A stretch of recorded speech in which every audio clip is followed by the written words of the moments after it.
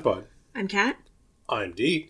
And this week we find the origin of Flubber, and we are left no closer to finding out anything about it. The absent-minded professor from 1961. Having some fun. You wanted to say Flubber, didn't you? I just about did, yeah. What happened?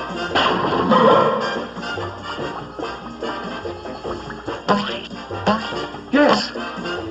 Yes, Johnny. We've got him. Flubber.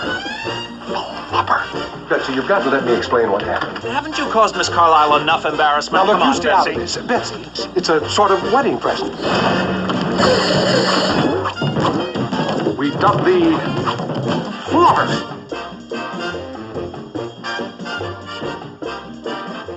So, what did you think about this movie, first of all? I have a lot of opinions. It was so boring. Okay, I'm really relieved that you didn't really find it that interesting, because I found it to be so boring. I was ready. So bad. Okay, the sequel is way better than this. Yeah, I don't understand. It doesn't even make sense. And I understand the remake less now. Yeah, in a way. Yeah. Like, I don't... It makes zero sense. Well, and this movie's beloved, I guess, so which makes even less sense. I mean, maybe it is because Fred MacMurray is just like... he is a charming person. Well, right, but so is Robin Williams. That's... To me, they're equal. Those movies are the Flubber and this are equal. They're equally bad, but they equally have. At least this one has Fred MacMurray and what's her name? Nancy Olson. Nancy Wilson. Wilson, yes. Yeah. Or no, Olson. Is it? Oh, Olson. Yeah. Okay. Yeah. Nancy Olson to kind of at least help it some. Well, I just it didn't have any of the really funny parts that the second one did. No, but it also wasn't nearly as inexplicably weird as the second one was, where Robin Williams had like autism. Oh no, I meant like Son of Flubber. Oh. The second one of this. That's what I like that better than this. Well, Son of Flubber was fine. But that's what I'm saying. It didn't have... Like, remember in Son of Flubber when they had the commercial, like, at the very beginning of the movie that was so fucking funny? Where they're like, Flubberize your living room. And, like, they're bouncing the baby off of the floor. Yeah. There was basically none of that in this movie. What was he making in Son of Flubber? Was it, like, Flubber spray or something? I don't remember. Yeah, I don't remember either. That's where I'm like, wait a minute. Oh, he was, like, doing something with the weather. Remember? Oh, yeah. Like, it... He was making a weather machine. That's right. And it just... Because they were poor for some reason, even though they just licensed Flubber to the government. Because the government wouldn't give them their check. It was going to be held up in all this stuff, and that's what made it funny, is the whole intro of the second movie was hilarious. Yeah, really, well, the whole movie was actually pretty good. And this just... Tommy Kirk's character made no sense in this movie. And it makes even less sense now for Son of Flubber. That's what... Okay, we'll get to that. I have a lot... It's like, what? It makes zero sense.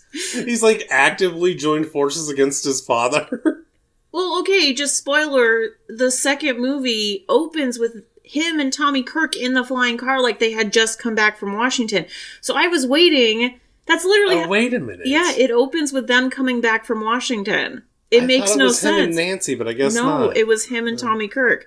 That's what makes no sense. Yeah. It makes zero sense. And that's why I understand Tommy Kirk is pretty funny in this movie, but... It makes no sense. Yeah. Well, let me read the synopsis really quick. Oh, wait. Okay.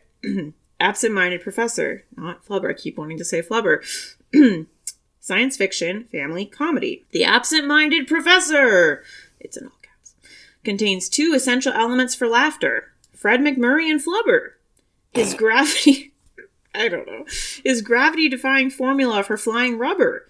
You'll visit Medfield College and delight in the fun when Professor Brainerd uses Flubber to put more bounce in the basketball team, fly a Model T jalopy over Washington, D.C., and save Medfield College from financial ruin. Join a brilliant cast full of your favorite Disney stars. Ed Wynn as Medfield's bumbling fire chief. Keenan Wynn as the evil-minded Alonzo Hawk, and Nancy Olson as the college secretary, who the professor has absent-mindedly left at the altar 3 times. Contains tobacco descriptions.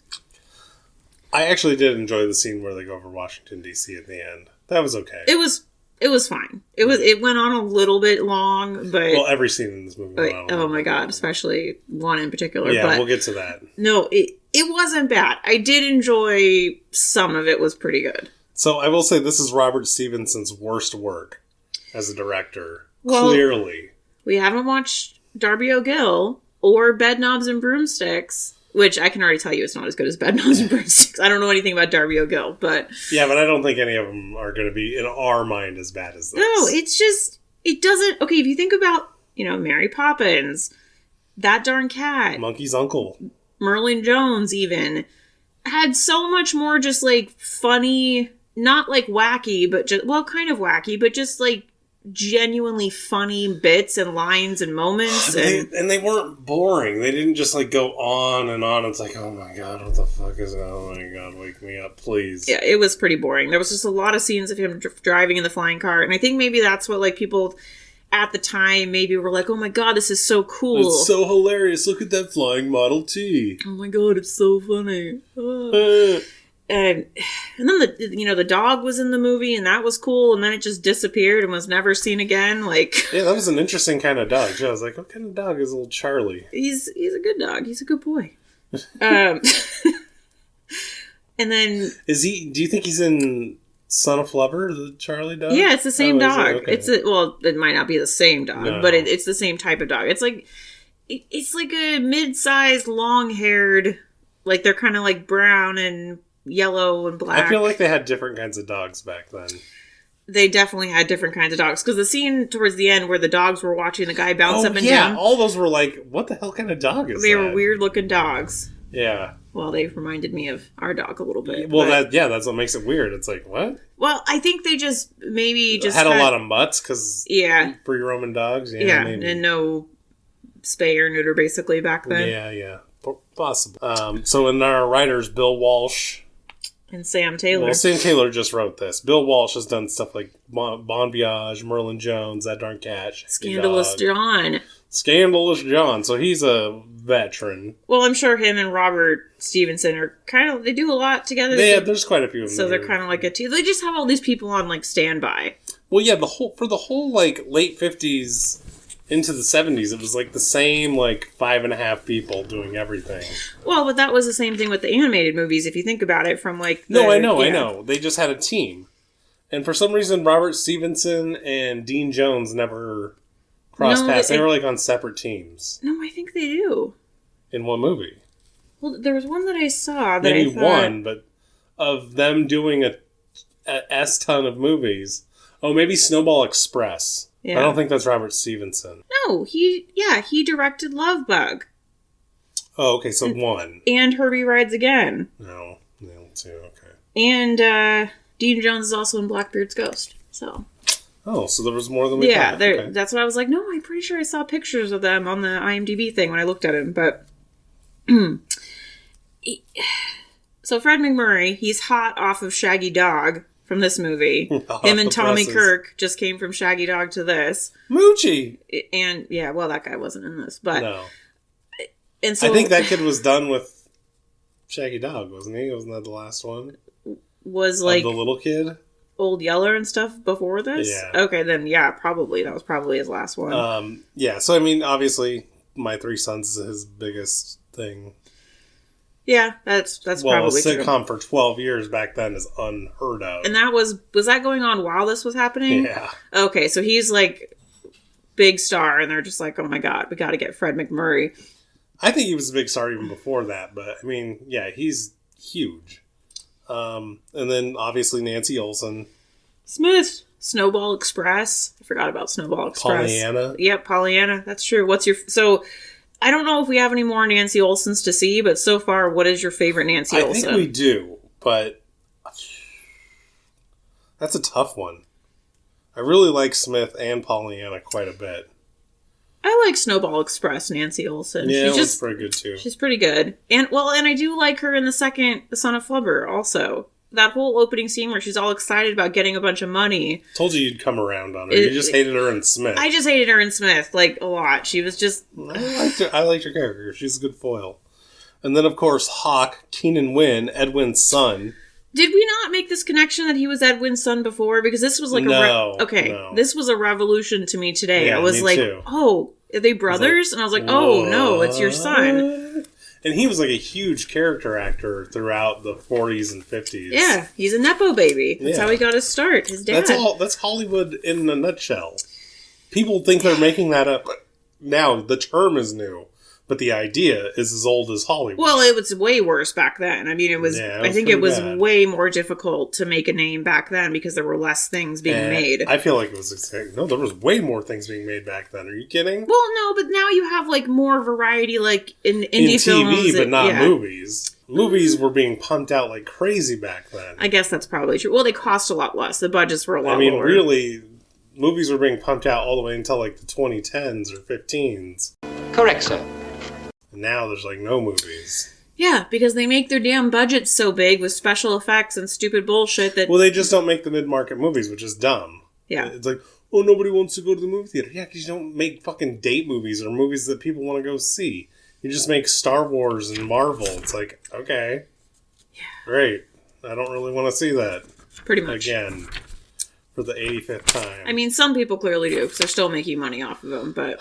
Yeah, but they're not doing as well as they were, so... Nope. Definitely not. Thank God. Thank God. And let's get some original ideas going, people. Come on.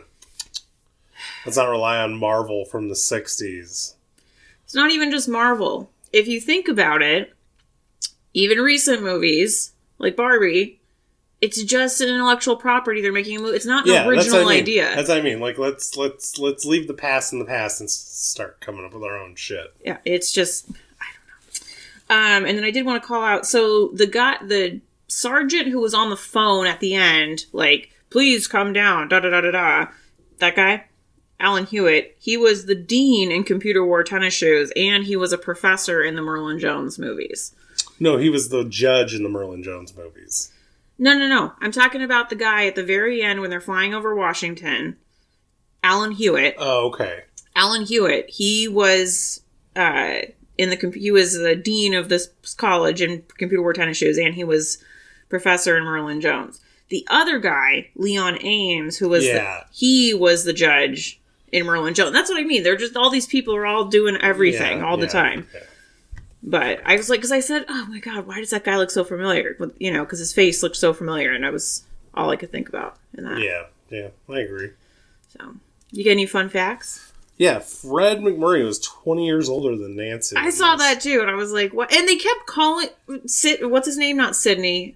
Shelby? Shelby, yeah. He kept calling him old man, and I don't know if that was in the script or what. That he was supposed to be much older than her, but... Probably, because I think it's unlikely that they were going to be together, but... Yeah, he kept calling him old man throughout the entire movie, well, until he wasn't in the movie anymore, all of a sudden. But... Yeah, very... Well, you never know. He could have been in jail or whatever, I mean... No, it was at the dance thing. He just was like, okay, bye. Because he was taking... I thought he bounced the car after that, and then the cop car scene, yeah. No, that was before. No, it wasn't before. Yes, it was. The part with Shelby, he harassed him leaving Nancy's house. And then later in the movie, when Shelby took Nancy to the dance, when all the government guys came to see his car, and he was like, oh, that solves it for you. That's right. Yeah. And then he's just like, okay, bye. I don't care about you anymore. And then he just never... Well, she kind of told him to fuck off without telling him to fuck off. I know, but I was expecting something more dramatic, I guess. He was just like, okay, bye. Well, it's because the Shooter McGavin character was much bigger in the Flubber movie. Yeah, he ate Flubber. Pooped it out. So... Oh, the housekeeper, Mrs. Chatsworth, she appears uncredited in Son of Flubber. She's in the commercial, the Flubberize Your Living Room commercial as the mother in that commercial, but she's uncredited. So, Flubber, the actual product that they sold back then, had to be pulled off of shelves because it would give kids health issues and it would melt into fabric. It was like a silvery colored substance. We talked about this on the Son of Flubber one too. But I think it was like maybe we did. Or like they had it all, I don't know. But yeah, that's just... disastrous. Why it's probably made out of lead. I just don't understand. Like, why would you even think that was a good idea? Who's going to want that? Yeah, well, kids wanted it, obviously, so... So the joke that Fred MacMurray makes to the government guys about the rocket not going up was apparently very of the time because they had been having all kinds of issues with getting rockets to launch until 2 months after this movie came out. Then they got their first rocket to launch from the space station. Yeah, it was a space race. My other fun fact you already gave away was that Medfield was in computer wore tennis shoes. Yeah, it's all the same universe, and I just don't understand why. Well, no, because Monkey's uncle and Merlin Jones is mid-veil. I know, but we talked about this before. Like, it doesn't make sense why they wouldn't just make this all connected into one universe. It makes zero sense. It makes it, I think, if you were seeing these movies in real time, it would make it more confusing. Yeah. Because you have the same, like, Tommy Kirk. Oh, yeah, no, that guy. Oh, he was a judge here, and now he's a principal here, or dean of students. I don't know. It's confusing. I just think it would have been better. It would have made it all connected.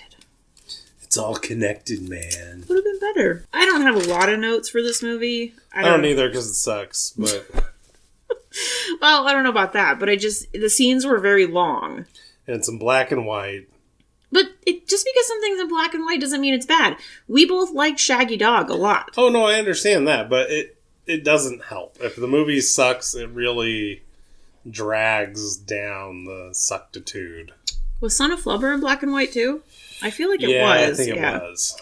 Yeah. But it just wasn't, I'm always surprised, like, just because it seems like by then they would have had every movie in color, but I guess it was still not really a thing. No.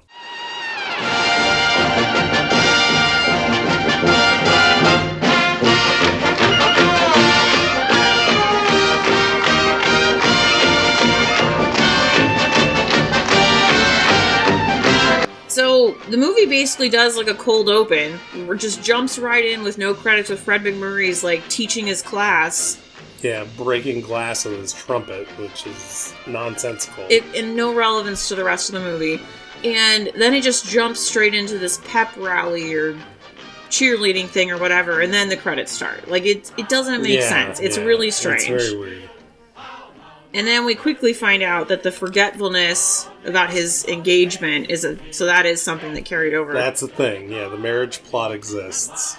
That he keeps forgetting his marriage to... And Shelby, it's instead of whoever the guy was before, it's some Shelby guy who wants to hit it with Betsy. Well, and it's very clear, like, that they were a thing at one point, or he was gonna date her, like, the one guy, or the dean of students or whatever even says, like, oh, I said you were a contender for her at one point. And here's this old guy, apparently, that came in and swooped her off her feet. That's right. Out from under you. And she's like... daddy issues. She's like, don't worry, I told his ancient 85-year-old housekeeper. Hey, the housekeeper did everything she needed to do. I mean, she left before he was out of... If she had done her job, she would have been like, no, you're getting the fuck out of here right now. But no, she did. But also, I'm like, why? And she's calling him because he's getting distracted. I'm like, why doesn't somebody just go to the house? Yeah, it's like blocks away. Right, because when he thinks it's still at nighttime, he's like, oh, I still got 5 minutes, I can make it. I'm like, why don't somebody just drive to the house? Yeah. Like, it doesn't make sense if he's this forgetful. What ails the man? Missing his own wedding 3 times. Well, he might still show up. You know the old saying, third time's the charm. I say 3 strikes and you're out. Thank you all for coming. I'll return your presents in the morning. I hope you can get your money back. I'm sorry. After all the trouble you've gone to, I'll be at the office at the usual time in the morning. Now, my dear. I want to go on as if nothing has happened. Shelby, I don't seem to have an escort. Would you mind waiting? I'm yours to command. I don't know. So, of course, he gets distracted. He blows up his lab. And he gets knocked out. Which should have just been his argument the entire time was, hey, I literally got knocked out by things in my lab. But he was too excited by his new discovery of a flying pot. Yeah, it just starts flying. He kicks the thing, and that's what makes it start flying. Oh, because it's generating. Yeah. And they did explain it a little better in this movie than the remake about exactly how the flubber works. Like, it just generates its own energy, but it's not sentient. So that was a new thing they added. Well, yeah. In any way. A ridiculous thing that was Makes added less in the 90s, sense. Makes no sense. So he's like, oh, I know how to control this. We're going to use gamma radiation. I'm going to hook it up in this Model T. Let's go for a fly, Charlie. Oh, but, well, no, his maid finds him first. He's like, you missed the wedding. And he's like, oh, crap. I gotta go see about a girl. And so he goes to her house, and he's trying to get her to come to the car. She won't even give him the time of day, understandably. Yeah. And she just leaves, so he's all bummed out. And and we find out that Mr. Hawk is going to turn Medfield into housing. Oh, yeah, because she's like the secretary to the dean. To the dean, yeah. And he flunked Mr. Hawk's kid, Biffo. Oh, Fred MacMurray did. Yeah, because he's trying to explain to Nancy about Flubber, and Mr. Hawk comes in, and he's like, oh, you flunked my kid. And they have this interaction. And it just was so weird that, like, Tommy Kirk was, like, a bad guy, sort of. Ish? He's like... It doesn't... I thought he was going to have some sort of a turnaround at the end of the movie of some kind.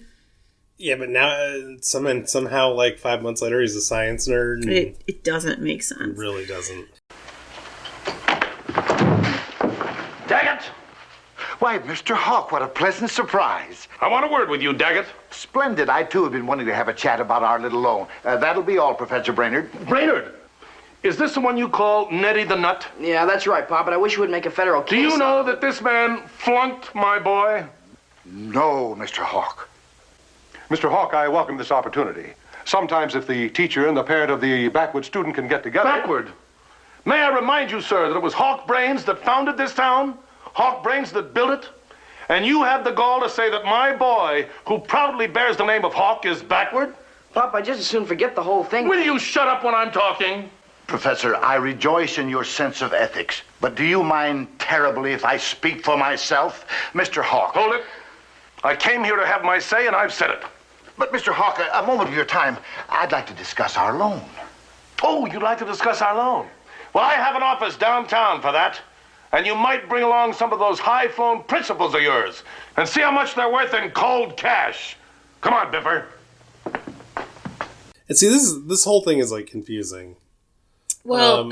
because then they have, like, the Hawk guy betting against Medfield in the basketball game. Well, because his son's not playing, and apparently that would have made all the difference against these NBA height players. Yeah, the 5 foot, like, 8 Biff would have really made the difference. Oh, totally. Made 100% the difference, which makes no sense. And so Fred MacMurray's at the game, and basically Shelby is sitting with... I keep wanting to call her Nancy. What's her real name? Betsy. But you can call her Nancy. It doesn't matter. They're sitting together, and Fred MacMurray gets the idea. He goes back to the locker room and steals the boys' shoes at halftime.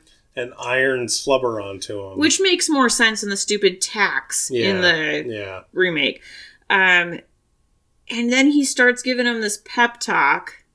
Your boy's got to bounce. Bounce. Which, with Flubber, this is what I don't understand. Sometimes, like, it's so sensitive when you put it on your shoe that just setting your foot on the ground is going to make you, like...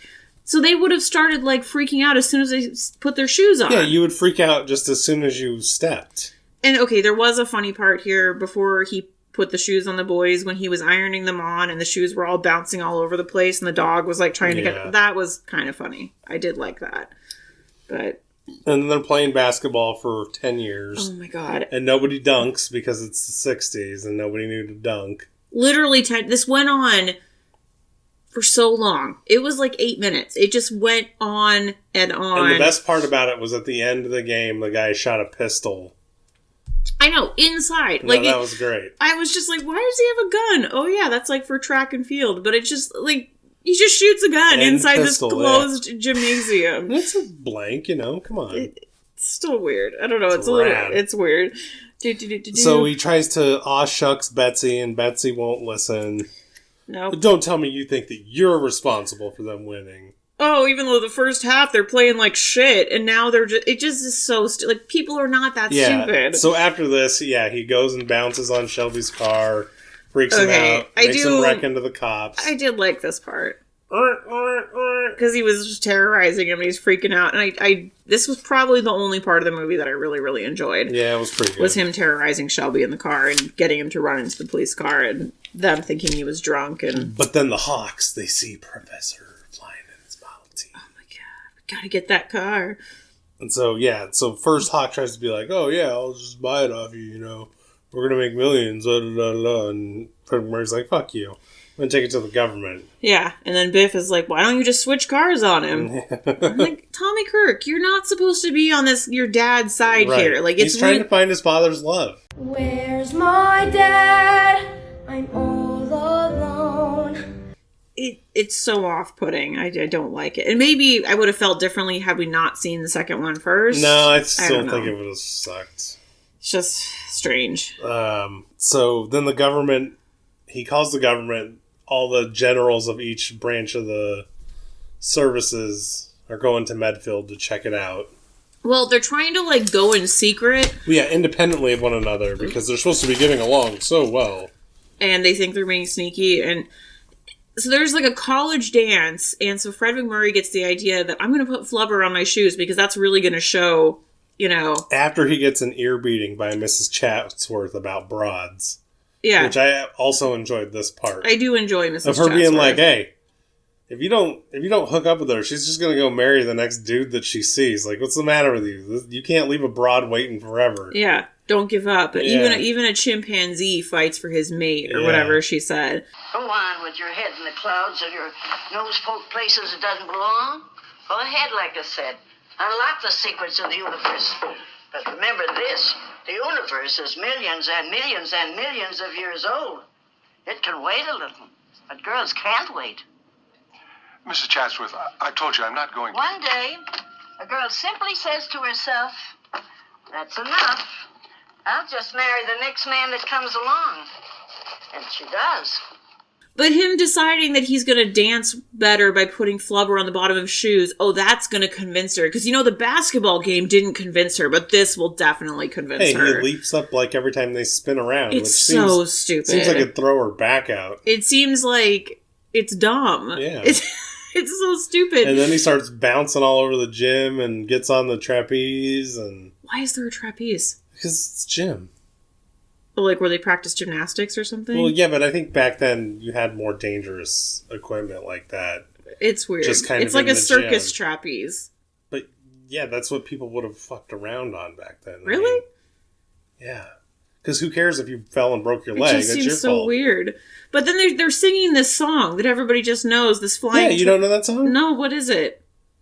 It's like a circus song. Like, he flies through the air with the greatest of No, I don't know anything about this. On the flying trapeze. Really? No. Oh, yeah, okay. So this was a known entity back then. That's, okay. Even up to my time, just barely. It's amazing I know it, but... Right, and I knew that I'm like, this is something I'm supposed to know. Yeah. But I don't know. So I'll just ask. But the government guys come in and see him flying around, and they're just unimpressed. So that's unimpressed. not becoming of a man of the military. So they go out, they get in this Model T, and it doesn't work. You think he would notice the missing radio immediately. Yeah, he's like, I don't understand. And he opens the thing, and there's a squirrel and some birds. And they're just like, oh my God. And you think he would be like, this isn't my car. Somebody stole my car. And if he has this amazing discovery, that's a plausible... But it just took his absent mind a few minutes to figure it out. Well, he's yeah. Like, wait a minute. Because Nancy comes out there and she's like, oh my God, I believe you. And he's like, you believe me? Wait, this isn't my car. And, so... And he realizes it had to be the Hawks that took his car. Right. And so they go to Hawk's house to trick him. With shoes. Because they're trying to convince him, like, the shoes are what you want, not the car. Like, everybody buys shoes. And the Hawk guy's just not very smart. Like, he's just... No, he's just an evil dick. And so, of course, they bounce him out the window. And he just keeps bouncing. Because he can't figure out how to stop. How do you stop?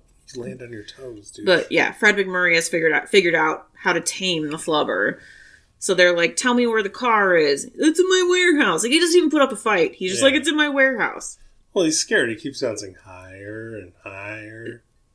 What was it? He always gaining about 13 inches each, or 18 inches each bounce. Which he would have been much higher than that at that point. Well, I think, but so you got to remember, it would be proportional to how far he's going. So when he's going super high at that point, it's 18 inches. Now, I see. It looked like at the beginning he was gaining like 4 inches each bounce. Okay. Got it. And so they go to sneak into the warehouse to get the car back. The harp, Fred MacMurray gets his foot caught in a harp because this warehouse is just full of all the shit that Mr. Hawk has repossessed from people in the city. Yeah, or town or whatever. Financial lender douchebag. Why do people keep lending him money? That's fine. So yeah, in the warehouse, and it's just a weird scene where they're trying to break this car out, and they have this back and forth fight with these goons. They keep just running into the door. Keeps jumping out of their way in front of the door. Like, you think after the second time, they'd be like, okay, we're not going to chase you. But no, it was the very last time. They're like, well, we'll go high on him. And he hits the ground, and they break the door open.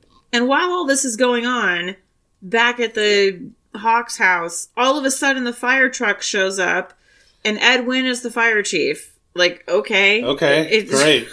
Not in any other part of the movie. Yeah, not... Like, it would have... Not really doing anything. It would have made more sense for him to be, like, the police sergeant or something. Right, and then they have the football team show up, and they tackle Hawk, so he finally comes down. Which makes no sense, because at the beginning of the movie, when he's testing the flubber, he literally puts a bunch of weights on it and said, weight makes no difference. So I assumed, he's going to keep bouncing. Here's why I assumed that they got him off his feet before he bounced back up.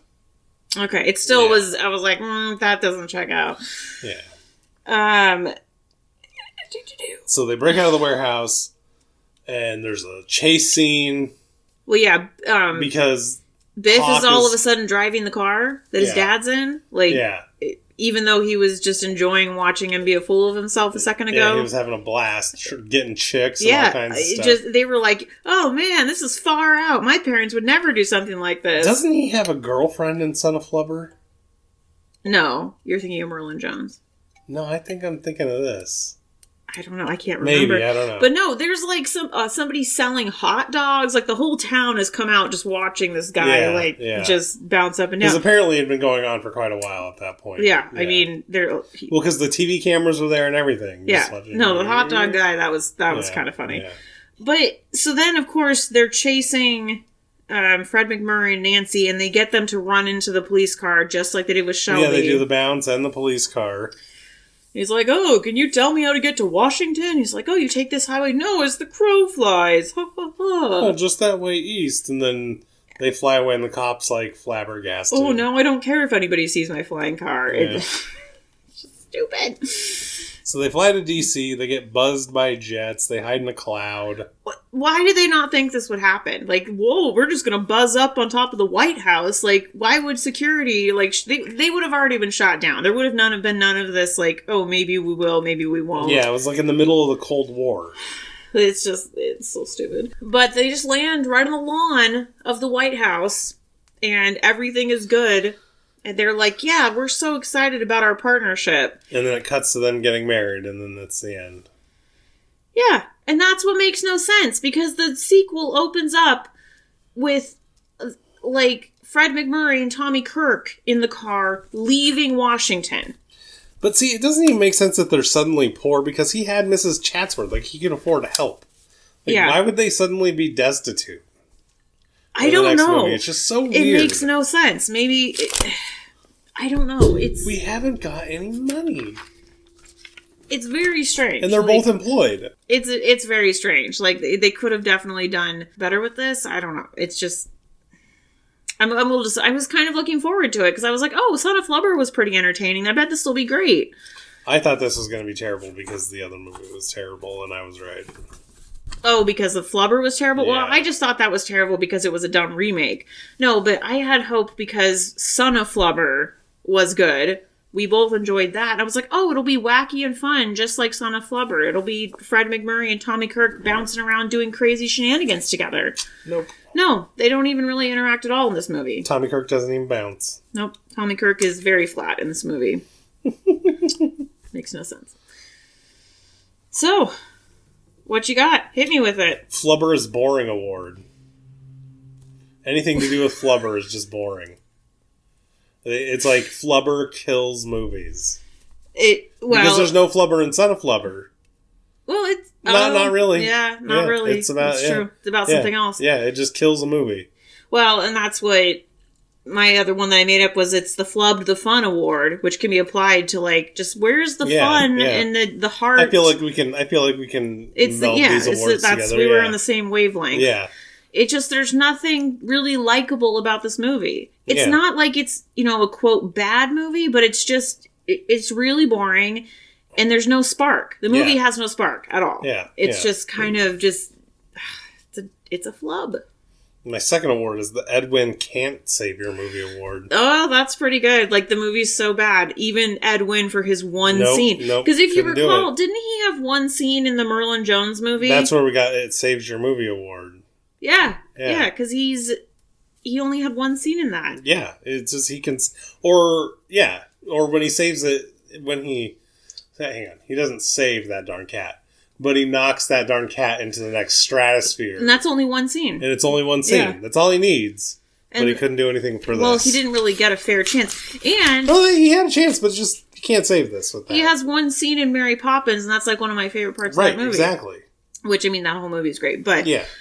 So, that's pretty good. The other one I made up was skip this for the sequel. Like, it's not very often that a sequel is better than the original. That's putting it mildly. But Son of Flubber is definitely more entertaining than this. So if you want to watch a movie in this world, I mean, I would just skip this altogether. Yeah. And it's not even that confusing. One of my other ones is the Swiss Family Award for the fucking basketball scene. I had the same... Oh, my God. Yeah, I had the same one, the basketball game.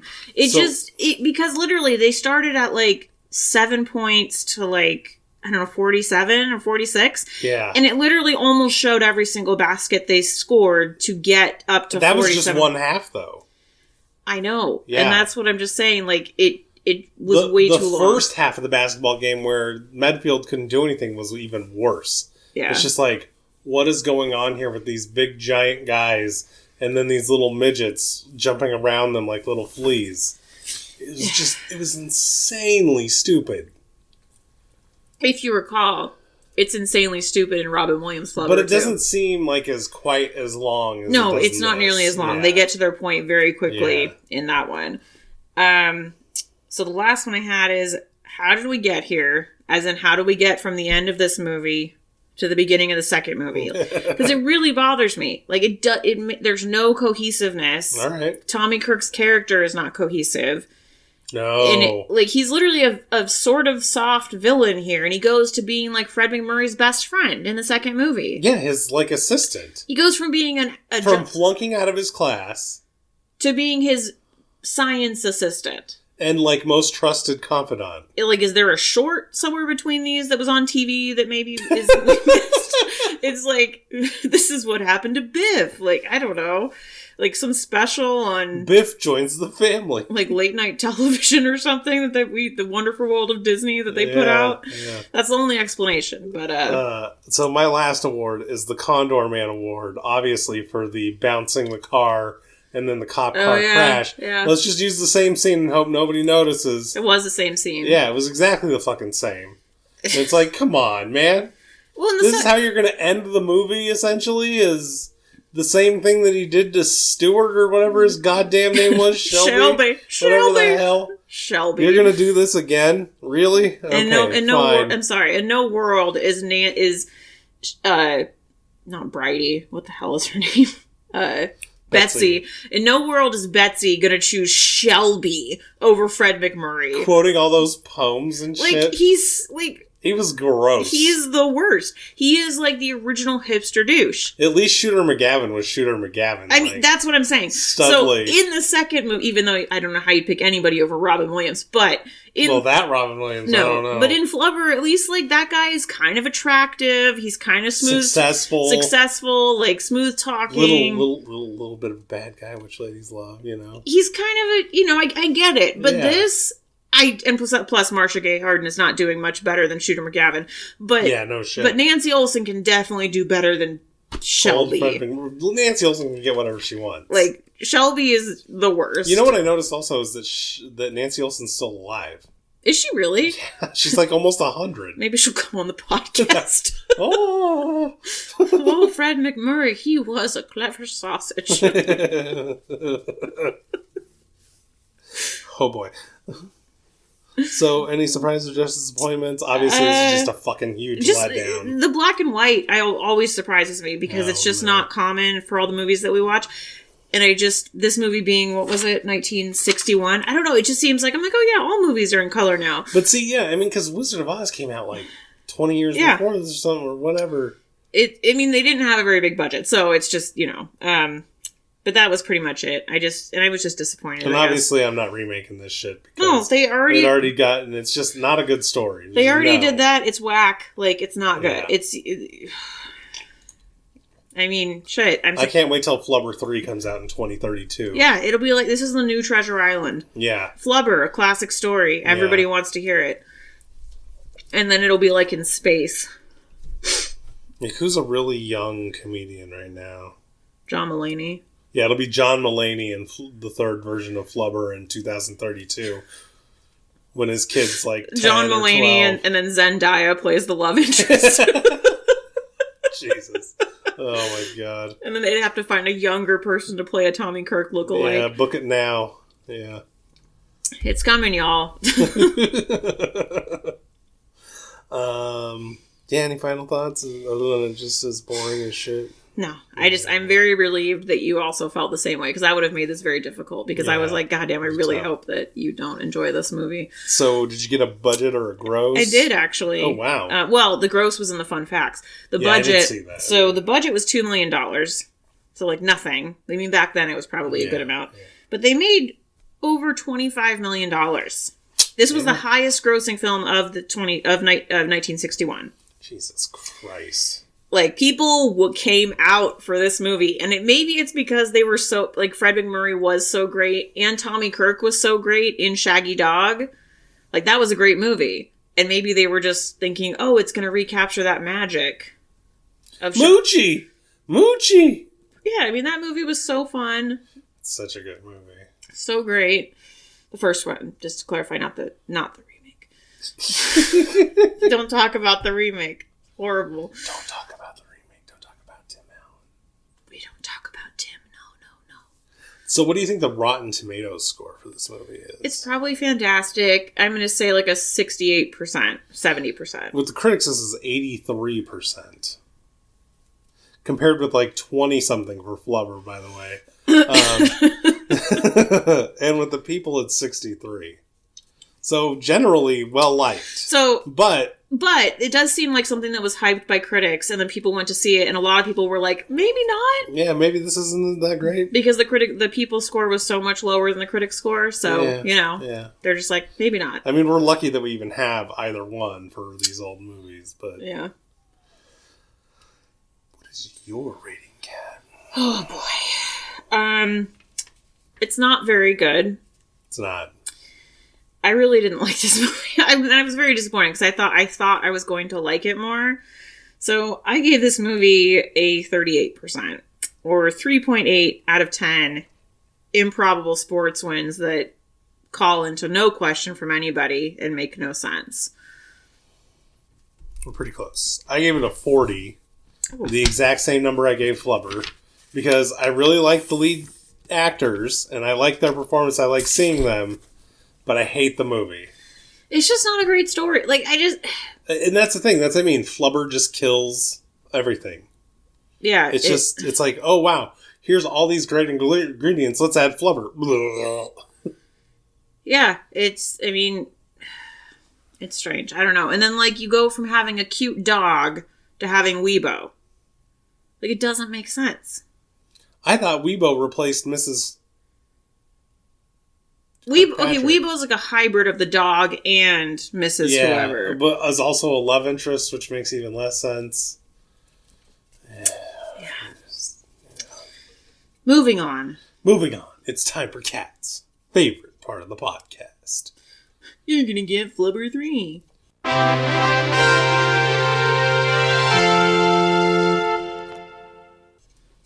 Flubber reunited. Flubber, we both return. It's got both Fred MacMurray and Robin Williams' ashes. Ashes? Yeah. No, they're holograms. Yeah, holograms. They meet in hologram heaven with Weebo's hologram. Holy mackerel. Oh my god. Okay, so this time we get number 198. Sorry, Nancy Olson, you're not invited. You're still alive. Oh. What? Sorry, what is it? Oh, 198. Oh, so this is like late 80s? Early 90s? Let's say mid-90s. Exactly. Oh. Mid-90s. Wow, this is like in between some movies. Well, there's not very many left in that area, I don't think. Not a ton. What number? 198. I don't want to get my hopes up, so I'm just not going to say what I hope it is, but what is it? It's not what you hope it is. What do I hope it is? You hope it's Pocahontas. I really do. But it's not. Pocahontas is 196. Of course it is. Yeah.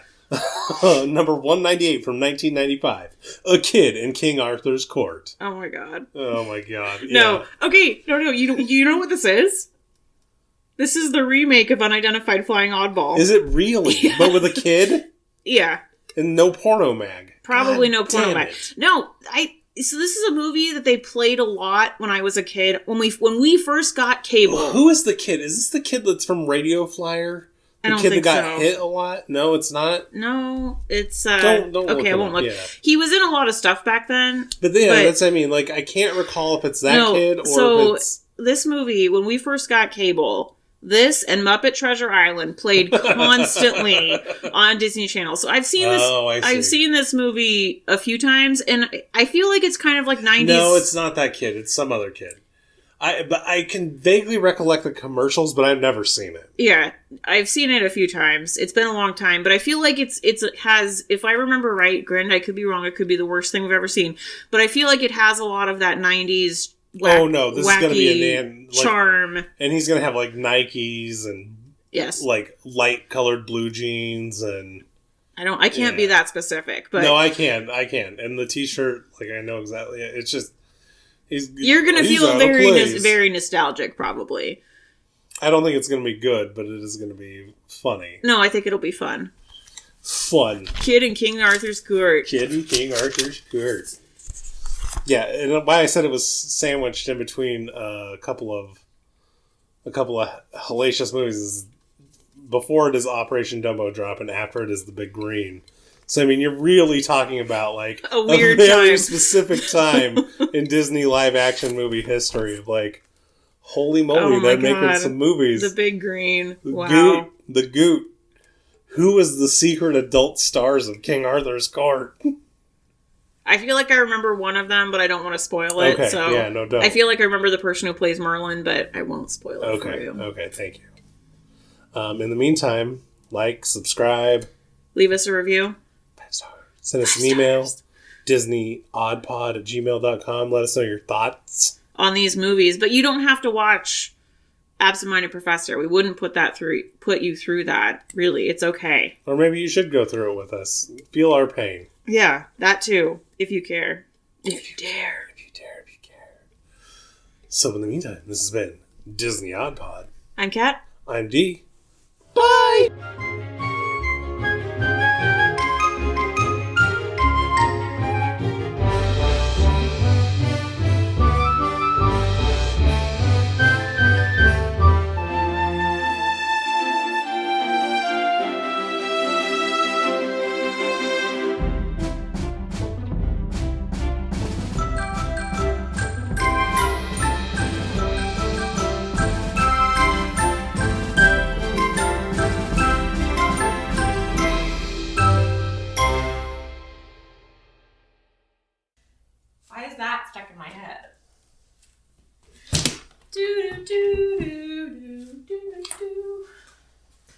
You know, it's funny. Flubber was the episode that I just edited this week. So, I feel like I'm very familiar. You know what I mean? David? Yeah? Whatever. Too busy on my phone. Get my stuff ready. Okay.